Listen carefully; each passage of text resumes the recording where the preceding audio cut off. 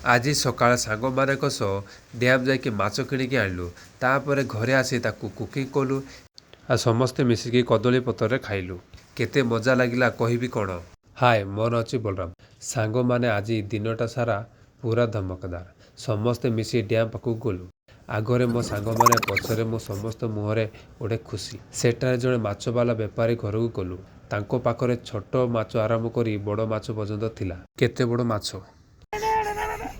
ତାପରେ ଡ୍ୟାମ୍ ତଳକୁ ଯାଇ ମାଛକୁ ଭଲ ଭାବରେ ସଫା କଲୁ। ବାଇକ୍ରେ ମାଛ ଧରି ସିଧା ଆମେ ବାହାରି ପଡ଼ିଲୁ ଘରକୁ। ଘରକୁ ଯାଇ ସିଧା ସୁନ୍ଦର ଭାବରେ ବଡ଼ ମାଛକୁ ଛୋଟ ଛୋଟ ପିସ୍ କରିଦେଲୁ ଆଉ ମସଲା ଦେଇ ରାନ୍ଧିବା ଆରମ୍ଭ କଲୁ। ଆଉ ସମସ୍ତେ ମିଶିକି ଛୋଟ ମାଛର ଛାଣିବା ପରେ ଖାଇବା ଆରମ୍ଭ କଲୁ।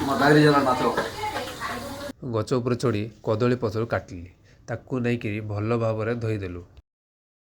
ଛୋଟୁ ଭାତ ଧରିକି ଆସିଲା ଆଉ ତାପରେ ଆମେ ସମସ୍ତେ କଦଳୀ ପତ୍ରରେ ଭାତ, ଡାଲି, ଭଜା, ମାଛ ବାଢ଼ିଦେଲୁ ଆଉ ଖାଇବା ଆରମ୍ଭ କଲୁ।